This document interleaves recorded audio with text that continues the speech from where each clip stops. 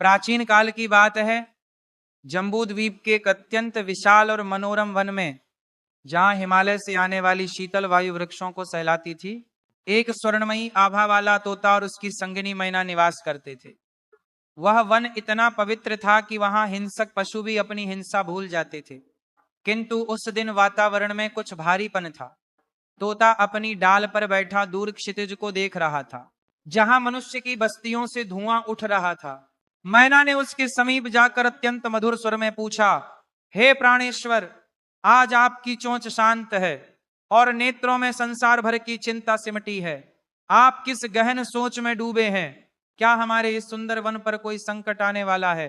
तोता एक लंबी निश्वास लेकर बोला, नहीं मैना रानी, संकट वन पर नहीं, संकट मनुष्य की आत्मा पर है। मैं देख रहा हूं कि कलयुग अपनी जगह जमा चुका है। विशेषकर नारी जाति में स्वार्थ का ऐसा विष घुल गया है कि वे अपने क्षणिक लाभ के लिए मर्यादाओं की बलि दे रही हैं।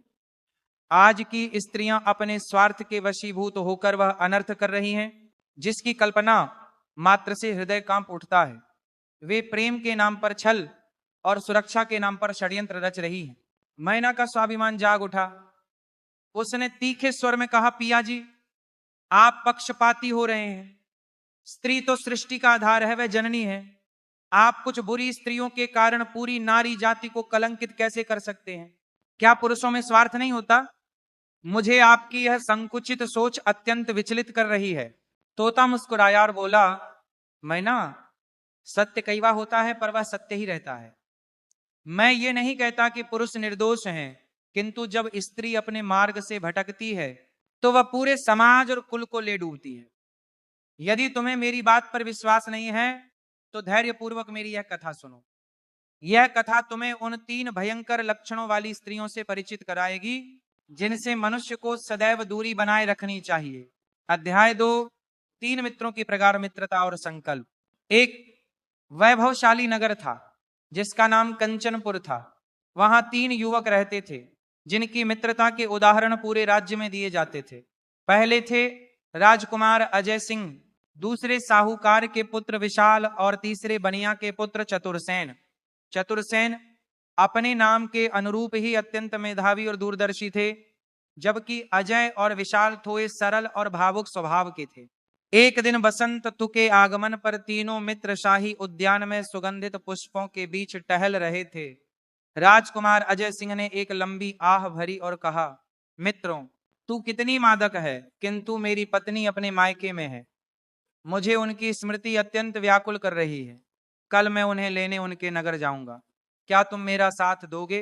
विशाल और चतुरसेन ने सहमति तो दी, पर चतुरसेन के मन में एक अज्ञात आशंका थी। उसने कहा, राजकुमार, यात्रा सुखद हो यही कामना है, पर क्या हमें वहां रुकने का उचित प्रबंध मिलेगा? राजकुमार ने हंसते हुए कहा, मित्र, तुम चिंता मत करो। तुम दोनों नगर की सर्वश्रेष्ठ सराय में विश्राम करना। मैं राजमहल में रहूंगा और अगली सुबह हम सब वापस लौटेंगे। अगले दिन तीनों ने अश्वों पर सवार होकर यात्रा प्रारंभ की। मार्ग में उन्होंने घने जंगलों, कल कल बहती नदियों और छोटे छोटे गांवों को पार किया। 3 दिनों की कठिन यात्रा के पश्चात वे गंतव्य नगर की सीमा पर पहुंचे।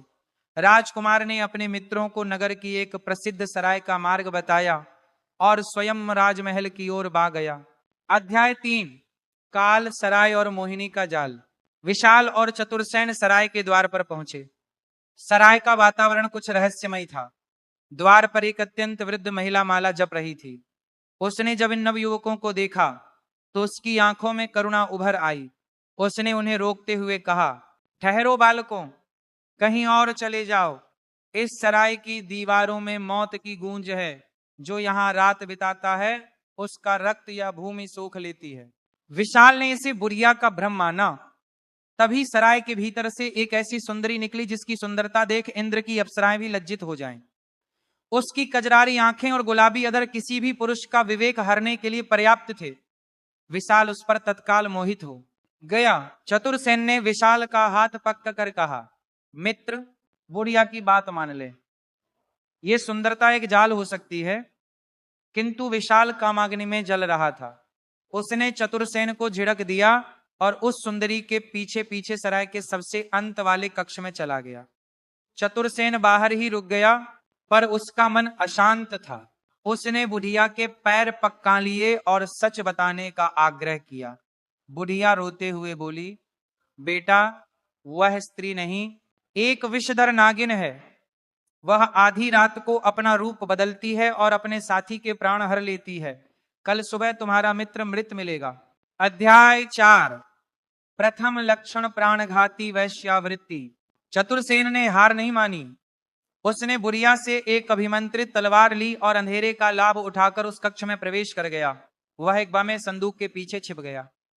कक्ष में अगरबत्तियों की भी सुगंध थी, पर चतुरसेन को उसमें मृत्यु की गंध आ रही थी। आधी रात हुई। अचानक कक्ष का तापमान गिर गया। वह सुंदरी जो विशाल के समीप सोई थी छटपटाने लगी।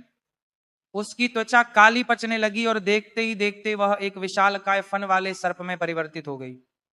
जैसे ही वह विशाल को डसने के लिए अपना फन ऊपर उठाने लगी, चतुरसेन चीते की भांति झपटा और तलवार के एक ही प्रहार से उस नागिन के 2 टुकड़े कर दिए।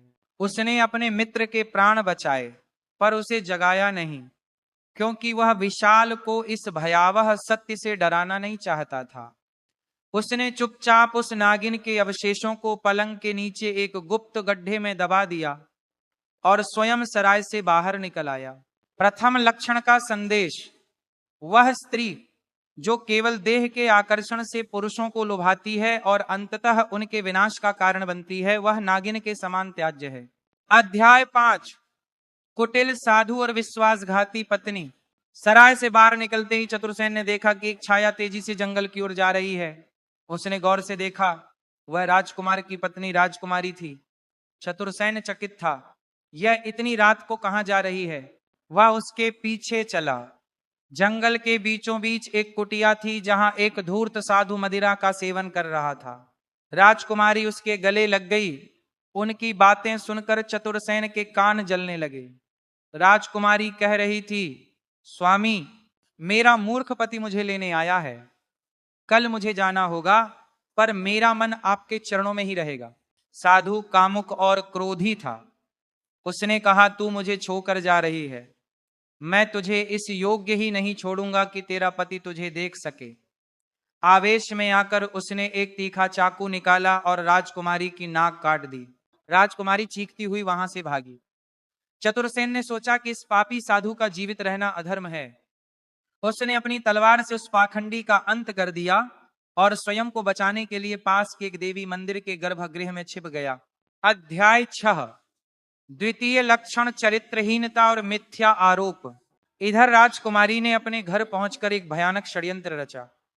उसने अपने वस्त्र फाम लिए और विलाप करने लगी।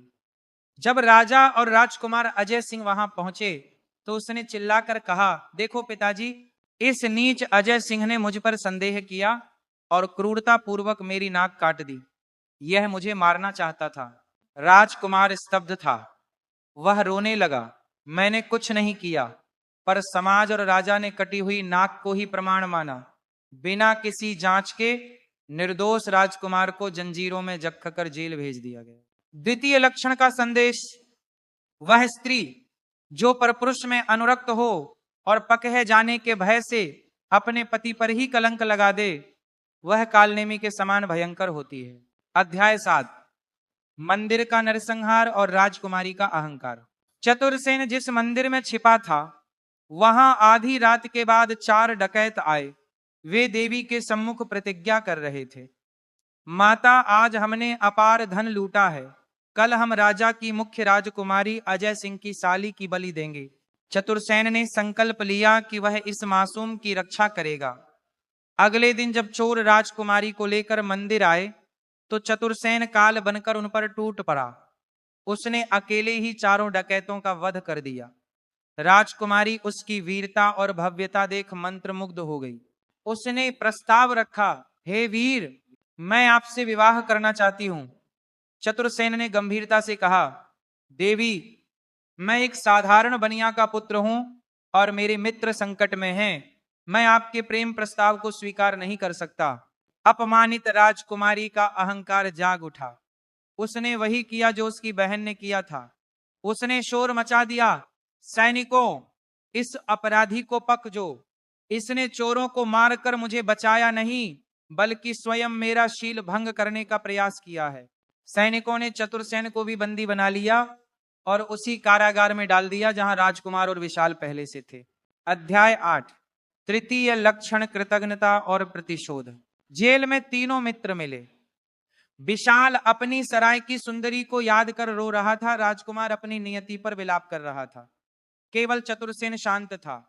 उसने कहा, मित्रों, सत्य कभी नहीं छिपता, कल दरबार में सब ठीक हो जाएगा। अगले दिन राजा का दरबार लगा। पूरे नगर की भी वहां जमा थी। राजा ने विशाल से पूछा, तूने सराय की मालकिन की पुत्री को क्यों मारा? विशाल चुप रहा। तब चतुरसेन खचा हुआ और बोला, महाराज, वह लड़की नहीं, नागिन थी। पलंग के नीचे उसका शरीर अभी भी मौजूद है। जांच हुई और विशाल मुक्त हुआ। फिर राजा ने राजकुमार अजय की ओर देख क्रोध से कहा, तूने अपनी पत्नी के साथ जो किया उसकी सजा मृत्यु दंड है। चतुरसेन फिर बोला, महाराज, सत्य जंगल की कुटिया में पड़ा है।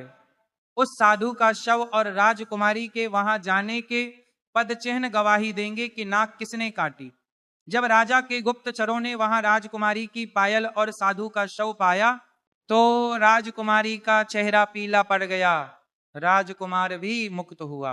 अंत में राजा ने चतुरसेन को देखा, तूने मेरी दूसरी पुत्री का अपमान किया। चतुरसेन ने गरज कर कहा, महाराज, उन